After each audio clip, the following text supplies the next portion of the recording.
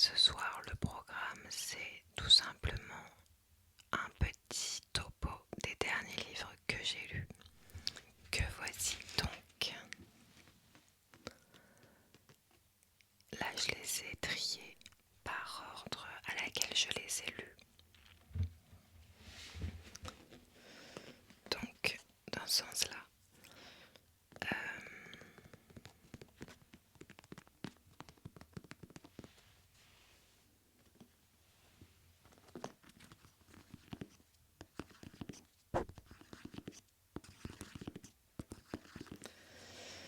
il y a plus d'un an de lecture ici. Alors, c'est pas énorme, hein, on est bien d'accord. Je ne suis pas la plus grande des lectrices. Mais dites-vous que c'est déjà beaucoup mieux que ce que j'ai fait les années passées, cette dernière décennie. J'ai très peu lu cette dernière décennie et je suis assez contente d'avoir réussi à me remettre à cette activité. Et je suis plutôt contente des livres que j'ai choisi de lire. Donc, eh bien, je vais peut-être pouvoir vous inspirer si vous êtes à la recherche de lecture. Et je vais vous dire un petit mot sur chacun des livres, tout simplement. Alors,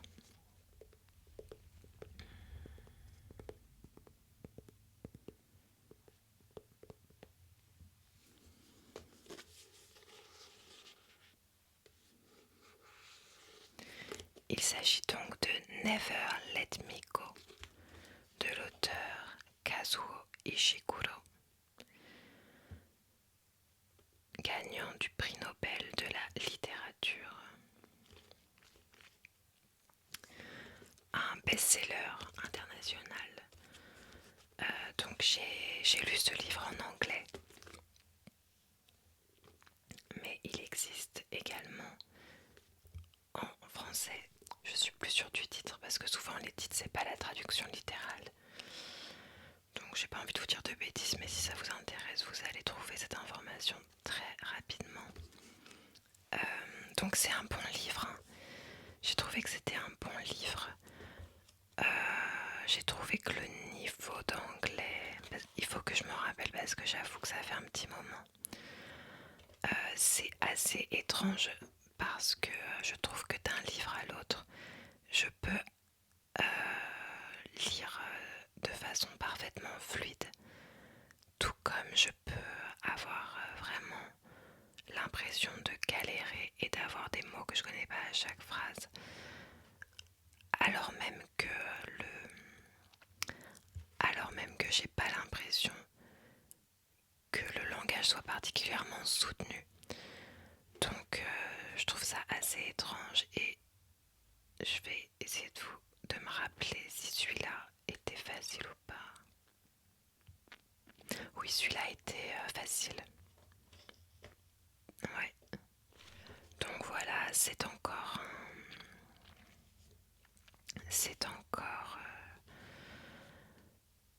un livre que j'ai acheté, vous savez, parce que j'ai fait une première vidéo qui parle un petit peu de littérature qui s'appelle Ma pile à lire.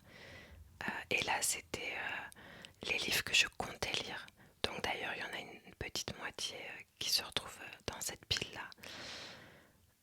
Donc je vous ai déjà un peu parlé de littérature. Bon, c'est un bien grand mot, mais en gros, comment je choisis mes livres. Et justement, c'est pas très glorieux puisque en fait, ayant envie d'améliorer mon anglais, qui est déjà plutôt bon, hein, je suis quand même, je pense qu'on peut dire que je suis bilingue, même si j'ai encore des progrès à faire. Et ben, je me suis souvent retrouvée à la Fnac ou alors dans des boutiques relais à choisir mon livre parmi une sélection très restreinte d'une dizaine de livres. Donc ça me laissait un choix assez restreint. Après, en général, ces quelques livres qui nous sont proposés dans les boutiques françaises en anglais, c'est quand même des best-sellers parce que quitte à mettre 10 livres, ils vont pas choisir les plus obscurs, vous voyez ce que je veux dire? C'est souvent des petites comédies romantiques, on va dire. Je sais pas quel est l'équivalent littéraire d'une comédie romantique, mais vous avez compris. C'est souvent des histoires un peu d'adolescents. Donc voilou. Alors celui-là, c'est effectivement encore une histoire d'amour entre adolescents, mais c'est quand même à un niveau un peu au-dessus des autres que j'ai pu lire. Ceci dit, moi ce qui m'a dérangé, c'est que j'ai trouvé qu'il se passait pas grand-chose. J'avoue que je me suis un peu forcée à le finir. C'est une dystopie. Je sais pas si on peut dire que ouais, si c'est une dystopie. Et il y a une idée très intéressante. Mais, mais c'est vrai qu'il se passe pas grand chose et que moi personnellement, j'ai besoin qu'il se passe plus de choses que ça parce que déjà que c'est un peu dur de réhabituer le cerveau à l'effort de la lecture quand on a autant de divertissements plus faciles avec tous nos écrans. Donc je pense que pour pouvoir aller au bout d'un livre, c'est important qu'il soit particulièrement passionnant et j'ai pas trouvé que c'était le cas. Vous voyez, je dis pas non plus que c'est un mauvais livre et de toute façon il en vaut pour tous les goûts. Et je vous dis, je l'ai lu à un moment où vraiment j'avais perdu complètement l'habitude de la lecture. Peut-être que des gens qui ont l'habitude de lire beaucoup plus le trouveraient très bien. Parce que par exemple moi, si on fait le parallèle avec le cinéma, j'aime, on va dire que j'aime les films où il se passe pas grand chose. Et il y a des gens qui aiment les films d'action, les Marvel, et qui ne comprennent pas comment je peux regarder un film qui dure 2h40, dans lequel il n'y a pas tant d'action que ça. Et donc j'imagine que ça peut être la même chose pour la littérature. Voilà.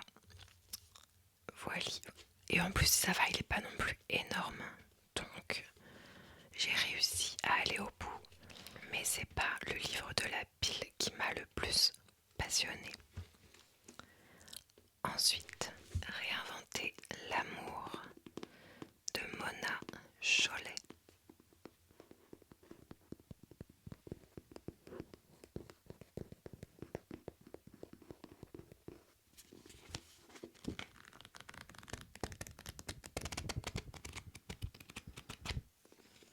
Est-ce que vous voulez sentir l'odeur du livre?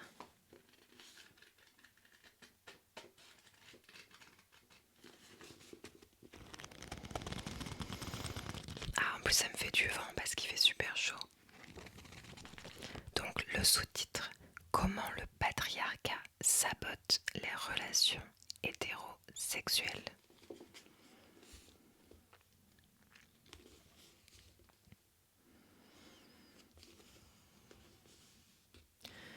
Déjà on peut saluer, je trouve, le design de la couverture. On a un résumé, une quatrième de couverture qui justement commence sur la première de couverture comme ça. Et ça fait un peu journal. Ça finit là, je crois. C'est assez original et c'est assez réussi, je trouve. Figurez-vous que c'est le premier ouvrage féministe que je lis, malgré que je me considère depuis plusieurs années comme féministe. Enfin, c'est pas un terme que j'utilise très souvent et autour duquel j'ai construit une identité, mais évidemment que je suis féministe. Étant une femme et étant particulièrement sensible à toute forme d'injustice, je ne pouvais être que féministe. Alors ce livre, que dire de ce livre? Alors je voudrais quand même, pour les gens qui sont pas du tout, comment dire, pour les gens qui ne consomment aucun contenu sur le sujet, donc les novices, je voudrais quand même préciser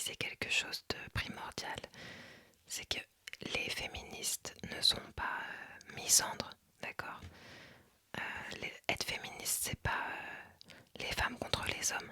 Bon, c'est le b.a.-ba, mais je crois que des fois c'est utile de le rappeler. Et le patriarcat, donc, ce ne sont pas les hommes. Le patriarcat, c'est la façon dont on éduque les hommes et les femmes de façon différenciée. Bon, vous savez quoi? Je vais taper définition patriarcat parce que j'ai peur de dire une bêtise. Bon, je sais ce que c'est, mais j'ai pas envie de me faire reprendre.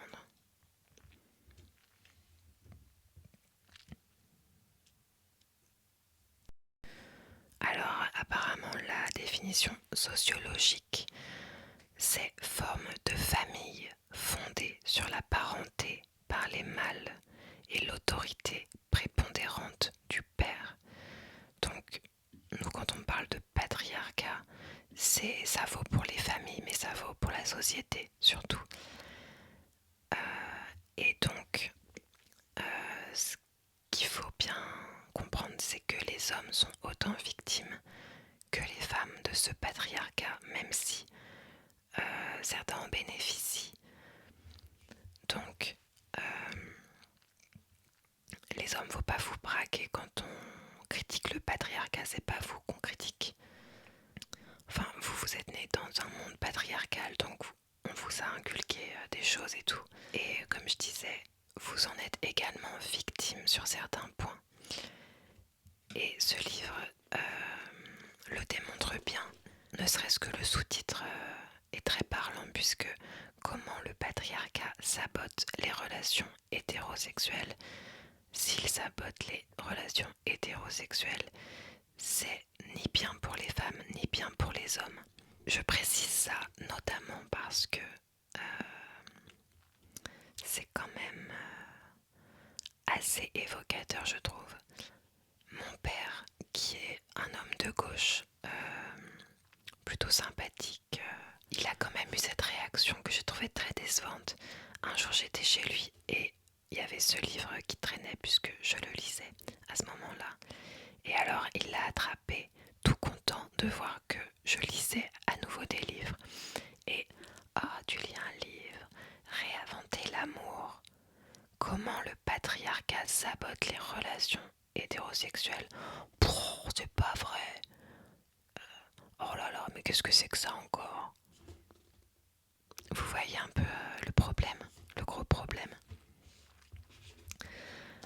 Donc voilà, et en plus, justement, moi, mon avis sur ce livre, c'est que il est très intéressant. Il dit plein de choses très vraies. Donc je dirais que c'est une bonne introduction à tous les problèmes liés au patriarcat dans le couple. Mais en fait, ça a beau être le premier ouvrage féministe que je lis. Je vais peut-être paraître prétentieuse, je suis désolée, mais c'est vraiment ce que j'ai ressenti, c'est que j'ai pas eu l'impression d'apprendre grand-chose. J'étais un peu tout le temps en train de me dire oui, en effet, oui, j'avais remarqué, oui, sans blague. Et la petite chose qui m'a embêtée aussi, c'est le ton. Mais ça, à mon avis, je peux pas faire ce reproche vraiment, puisqu'à mon avis, c'est propre au genre littéraire. Je sais pas comment on appelle ça, sociologique, journalistique. Parce qu'en fait, il y a énormément d'œuvres et d'études citées à toutes les pages. Et évidemment, aussi dans un souci d'exactitude, chaque mot a son importance quand on parle de sujets comme ça de façon sociologique. Et donc, je trouve que ça fait des phrases parfois à rallonge. Et je vous dis, je comprends l'utilité d'utiliser les mots exacts et de préciser toujours plein de choses. Mais toutes ces précisions et toutes ces citations de sources, je trouve que ça donne un style littéraire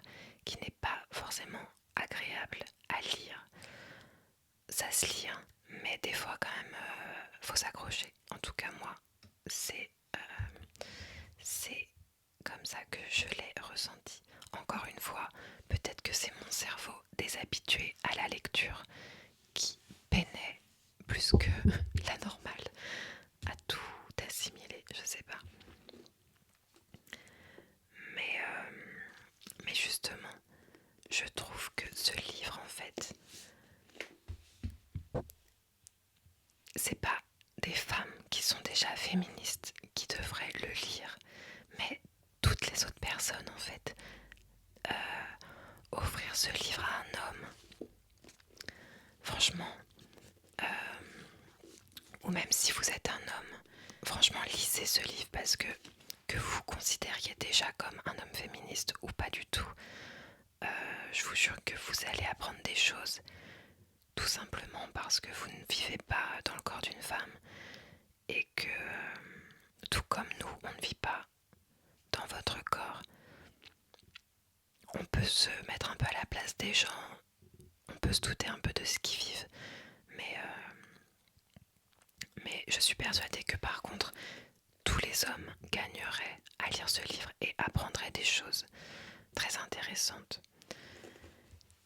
Et éventuellement pourraient mieux comprendre ce qui s'est joué dans leur relation passée, voire présente.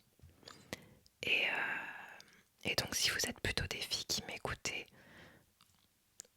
à vous de voir, mais ça risque de vous faire le même effet qu'à moi si vous êtes déjà un peu éveillé à ces sujets. Si vous êtes une femme qui ne vous intéressez pas du tout à ces sujets, ça peut peut-être être une bonne première lecture. Et pour se plonger dedans. Mais surtout, moi mon conseil c'est offrez ce livre à vos papas, offrez ce livre à vos amis garçons, parce qu'en fait c'est ça quoi. Nous les femmes, on sait déjà ce qui est dit dans ce livre puisqu'on le vit au quotidien. Un livre très intéressant quand même, voilà. Bon les amis, la prochaine, le livre plutôt que j'ai lu ensuite, il s'agit de L'inconduite d'Emma Baker.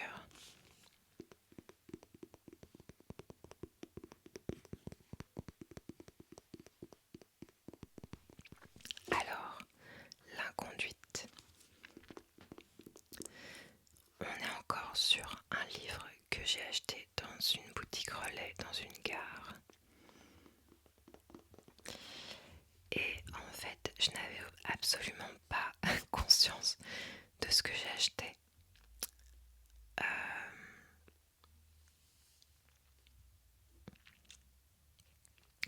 Le résumé ne laissait pas du tout à présager, je trouve, ce qui allait se passer dans le livre. Et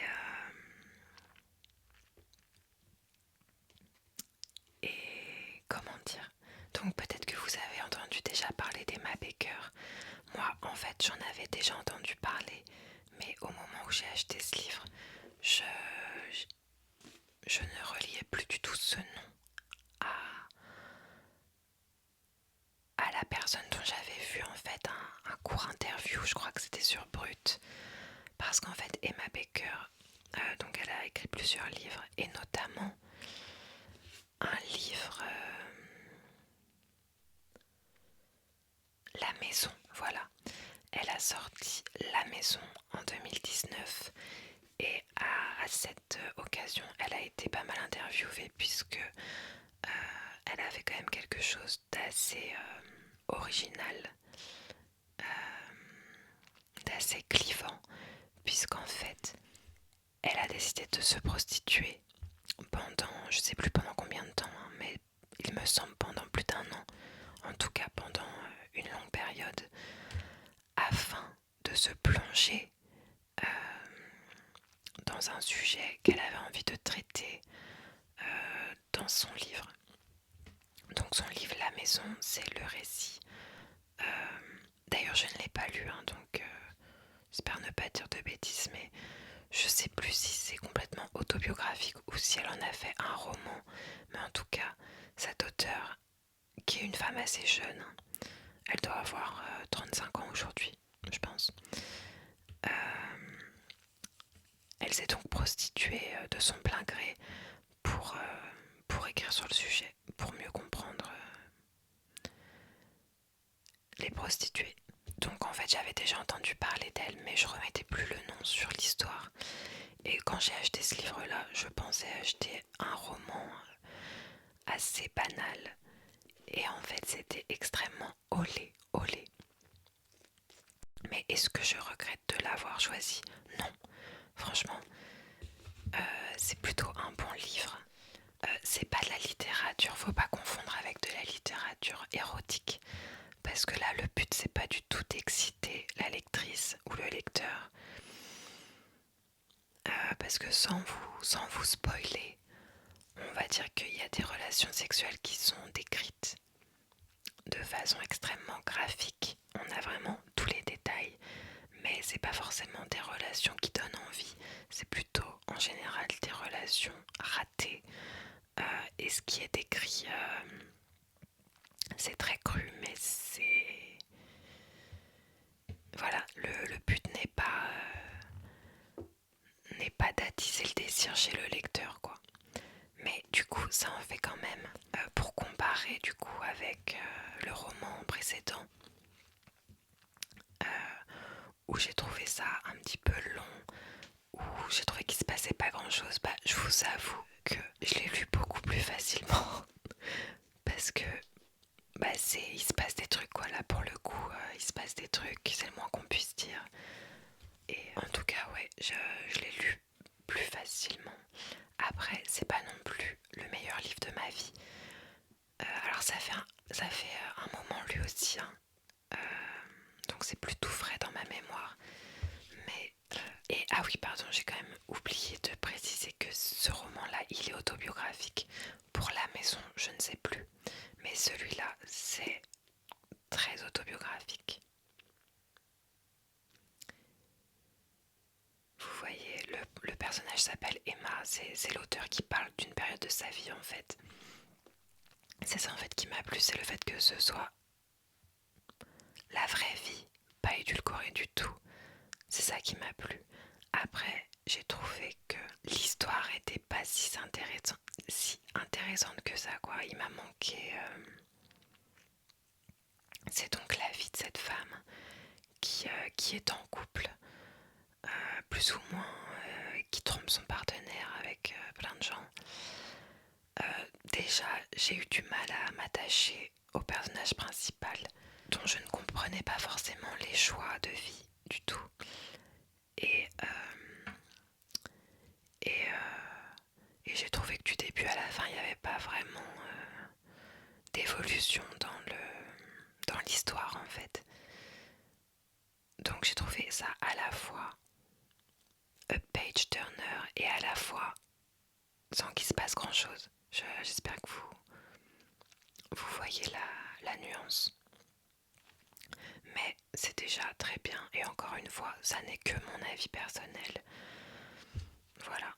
Donc encore un bon livre, de toute façon je considère que ce sont tous des bons livres. Je vous donne les mauvais côtés quand même parce qu'il faut bien que je dise quelque chose. Et là, il nous reste 3 livres et si vous avez regardé ma vidéo de pile à lire, on est sur 3 livres de ma pile à lire. J'ai donc lu La Tresse de Laetitia Colombani. J'ai trouvé que c'était un excellent roman, extrêmement fluide à lire, un vrai plaisir. D'ailleurs, il y a un film qui est sorti, moi je ne l'ai pas vu. Peut-être qu'un jour je le regarderai. Quand il est sorti au cinéma, j'avais déjà prévu de lire le livre, donc je me suis abstenue. Donc c'est des tout petits chapitres. Chaque chapitre c'est une femme. On suit 3 femmes. On a Julia qui est en Sicile. On a Sarah qui est à Montréal. Et nous avons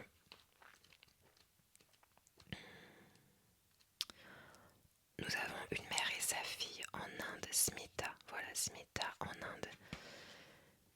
Et je vais pas vous raconter l'histoire, mais à la fin du livre, on découvre que le destin de ces 3 femmes sont liés comme les 3 mèches d'une tresse. C'est pour ça que ça s'appelle La Tresse.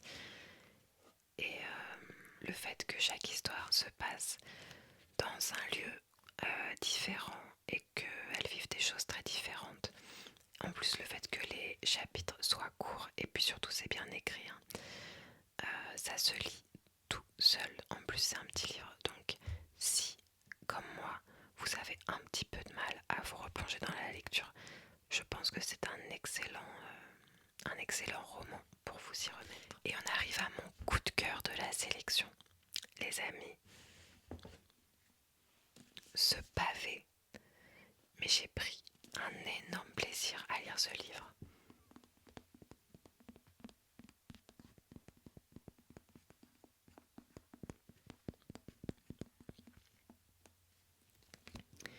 Il s'agit donc de White Palace de Glenn Savane. D'ailleurs, je suis hyper triste parce que cet auteur, il a écrit que 2 livres, dont celui-ci. Moi qui ai adoré, et ben j'aurais aimé lire ses autres livres d'ailleurs.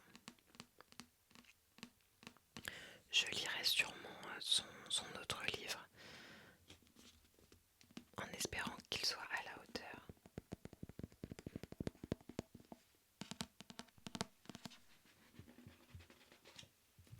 Alors dans ce livre, ce qui m'a plu, tout comme dans L'Inconduite, c'est le côté brut de décoffrage cru. Alors que pour le coup là c'est pas autobiographique, c'est vraiment un roman. Mais je pense que c'est ça, être un bon auteur, c'est savoir écrire des histoires plus vraies que vraies, plus vraies que la vraie vie, enfin vous avez compris l'idée. Et je trouve que c'est vraiment le cas de ce roman qui nous raconte l'histoire d'amour entre 2 personnages qui n'avaient rien au premier abord, qui n'avaient absolument rien en commun. Et j'ai vraiment adoré lire ce livre du début jusqu'à la fin. Voilà, je vous spoile pas, je vous donne des informations qui sont déjà dans le résumé. C'est une histoire d'amour donc entre un jeune publicitaire veuf qui a une belle place dans la société, instruit, qui a un bon poste. Et par contre, petit bémol, je trouve qu'ils avaient mal choisi la couverture parce que quand on lit le livre, on comprend quels personnages ils ont essayé de représenter, mais c'est vraiment pas fidèle au livre. Ouais. Donc l'homme est jeune et tout, et il est très beau, et il tombe amoureux. Oui, bah oui, je peux vous le dire, c'est pas un secret.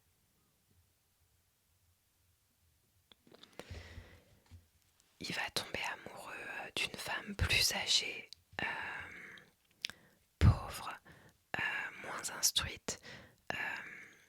Bah, c'est un thème que je trouve super intéressant. Ça me rappelle le livre, non, le film. Euh, Est-ce comme Sylvain? C'est ça.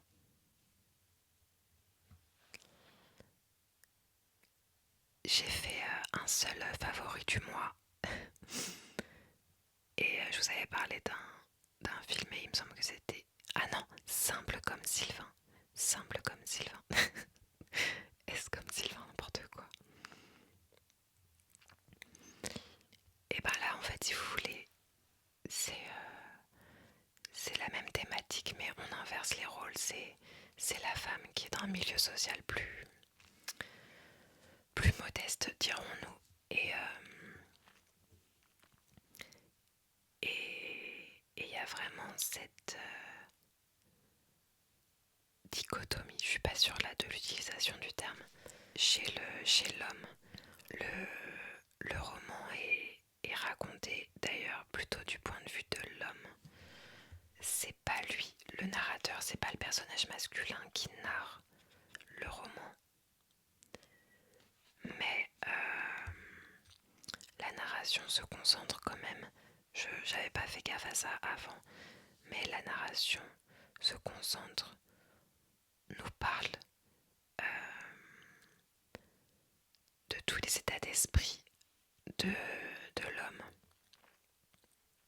Alors que de la femme, on n'a que ses interactions avec l'homme et ce qu'elle fait concrètement. Donc on est plutôt... on peut en déduire sa psychologie un petit peu, mais par contre on a plus d'informations sur ce que ressent l'homme. Et ce que je trouve très intéressant, c'est des émotions très contradictoires et opposées, c'est la même chose, qui cohabitent, où il arrive à la détester et l'aimer, éprouver du dégoût et de l'attirance. Vous voyez, je suis sûre que ça arrive dans la vraie vie et c'est très intéressant de se plonger dans ce type d'histoire. Par contre, petit trigger warning, cette fois-ci j'utilise bien le terme trigger warning parce que dans ce livre, il y a une scène de viol, il y a des propos racistes, antisémites et homophobes, la totale. Et c'est le même personnage d'ailleurs qui nous offre toutes ces belles choses. Donc voilà.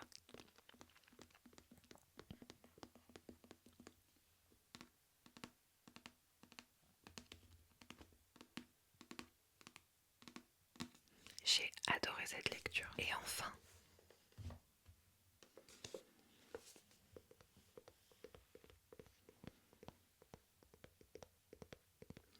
j'ai lu Les corps abstinents d'Emmanuel Richard, elle est française.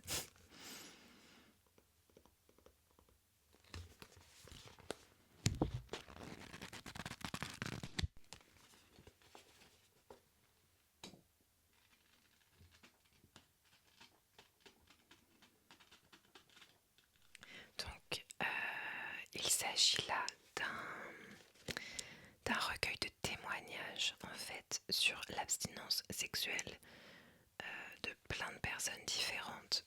Il y a des femmes, il y a des hommes de tout âge. C'est aussi autobiographique parce qu'en fait Emmanuelle Richard a elle-même connu plusieurs années d'abstinence sexuelle et elle a construit son livre en fait en se servant de son histoire qu'elle nous raconte. Donc scindée on va dire en plusieurs grandes étapes et dans chacune des étapes de son histoire à elle, comment dire, ça va être une thématique. Bon ben, je vous donne des exemples parce que sinon j'explique mal donc vous ne pourrez pas comprendre. Si je me rappelle bien, son abstinence a démarré après une rupture douloureuse. Donc premier chapitre, les ruptures douloureuses. Après, il y a eu une période où elle a trouvé que son abstinence était subie, donc abstinence subie. Après, elle a trouvé que finalement son abstinence c'était une force et elle l'a entretenue de façon volontaire, donc abstinence volontaire en gros, vous voyez. Et dans chaque chapitre, on a plein de témoignages de gens qui correspondent à la thématique. C'est encore un petit peu style littéraire, j'espère ne pas dire de bêtises parce que je maîtrise pas trop les termes, mais que je qualifierais en tout cas de sociologique, journalistique. Donc je ferai les mêmes reproches qu'à Mona Chollet,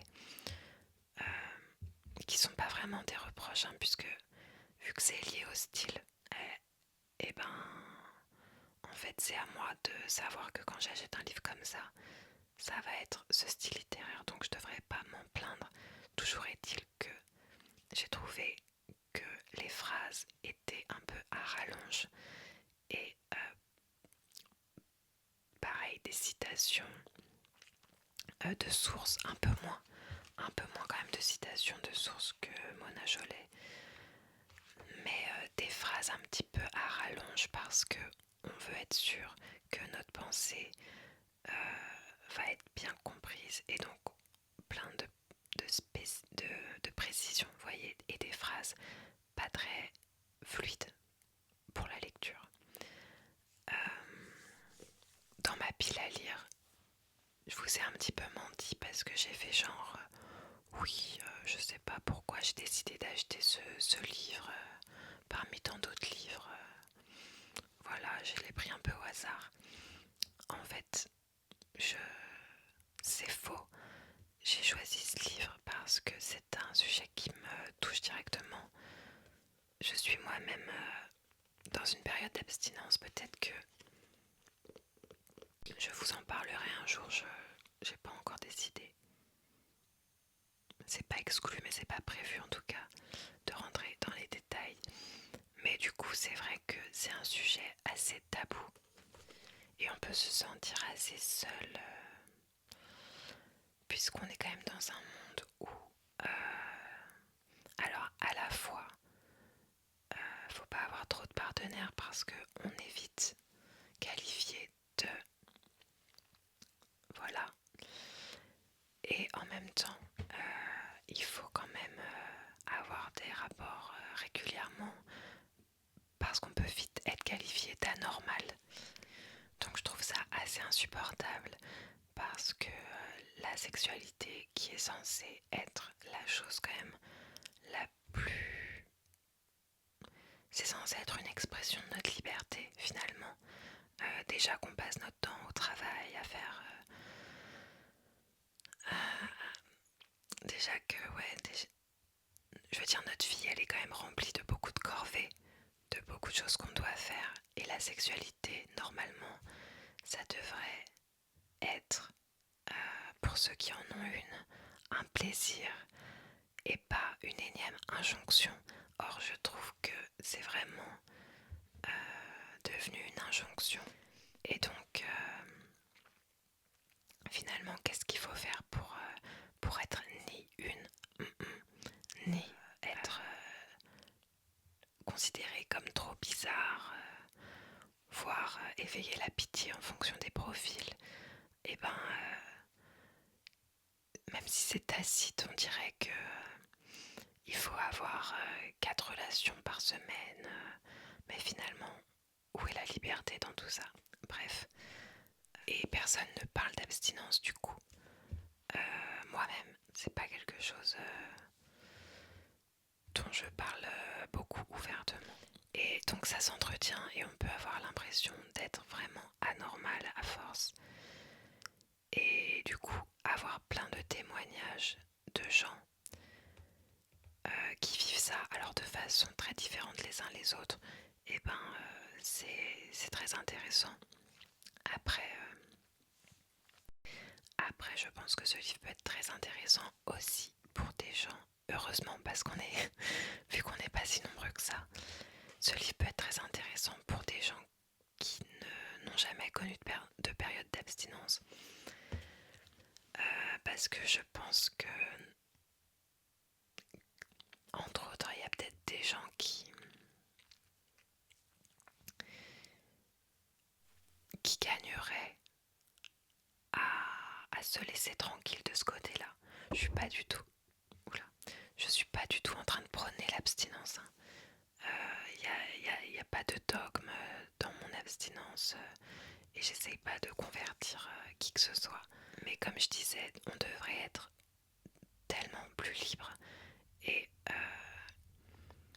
en fait la liberté elle est des deux côtés. Si on a envie d'avoir un partenaire par soir, qu'on ait un partenaire par soir, et si on a envie d'avoir 0 partenaire par an, on a le droit tout autant d'avoir 0 partenaire par an. Et je pense que ce livre peut aider en fait à libérer ce droit. Il y a plein de gens, j'ai l'impression, qui pensent qu'ils n'ont pas le droit. Parce que le nombre de personnes qui ont des relations qui leur font plus de mal que de bien, que ce soit justement une accumulation de relations d'un soir, où on cherche de l'affection, mais où en fait on n'en trouve pas vraiment, mais on continue dans une frénésie, ou alors même au sein d'un couple, combien de personnes se forcent parce que c'est comme ça, parce que c'est normal, alors que voilà. Donc je pense que ce livre peut faire du bien et juste voilà montrer toute la pluralité de la libido. D'ailleurs, il n'y a pas de témoignage de personnes asexuelles dans ce livre, ce qui est assez logique puisque on ne peut pas parler d'abstinence pour quelqu'un d'asexuel. Enfin, d'ailleurs, la définition de l'abstinence, c'est le sujet de ce livre aussi, dans le sens où chaque personne qui a été interviewée, la première question qu'Emmanuel leur a posée, c'est quelle est ta définition de l'abstinence? Et c'est donc une définition qui varie énormément en fonction des gens. Il y a des gens qui vont définir ça sur une période, qui vont dire au bout d'un mois je considère que c'est de l'abstinence. Il y a d'autres personnes qui vont considérer que si on avait envie et qu'on a eu une possibilité et qu'on l'a déclinée, et ben c'est déjà de l'abstinence. Enfin voilà, c'est vrai que les définitions sont très variables, mais par contre il n'y a pas de personnes asexuelles dans ce... Ah quoique... Ah non, ouais non, il n'y a pas de personne asexuelle qui a été interviewée et je trouve ça assez logique. Parce que quelle que soit la définition de l'abstinence, voilà, si on est asexuel par définition, on ne s'abstient de rien, puisque on n'a pas envie de ça, quoi, du tout. Mais donc, voilà, un livre assez intéressant.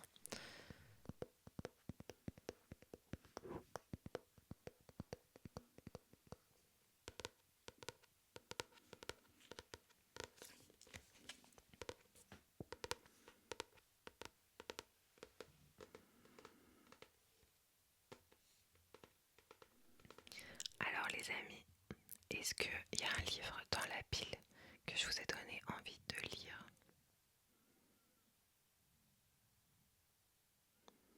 Si oui, n'hésitez pas à me dire lequel.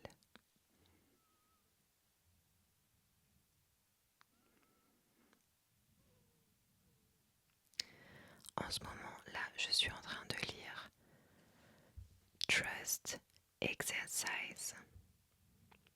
C'est un livre que je vous avais présenté dans ma pile à lire.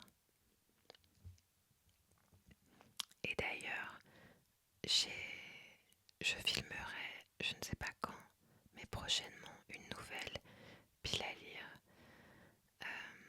puisque j'ai racheté des livres que j'ai hâte de lire. Je tremble un peu, je suis désolée, c'est parce que j'utilise ma main gauche et que je suis droitière. Et je dois être un peu fatiguée aussi. Bon, ben on va reprendre la main droite parce que... Ouais, c'est mieux.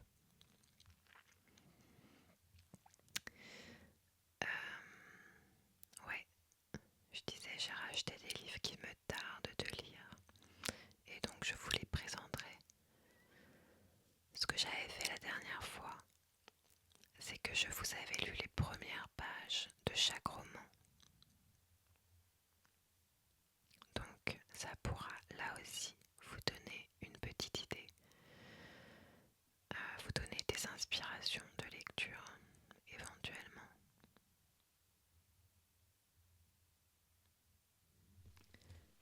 Tiens, je vais pouvoir tamiser la lumière, ça fait longtemps qu'on n'a pas fait ça. Je vais faire un petit peu de tapping pour les gens qui ont encore besoin de s'endormir.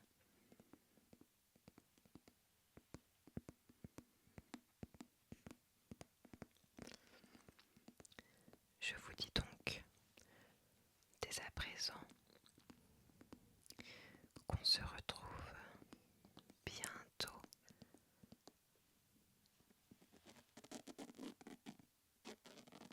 pour une prochaine vidéo.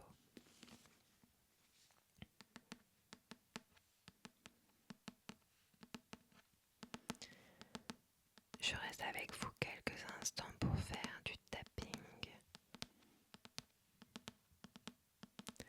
Mais je vous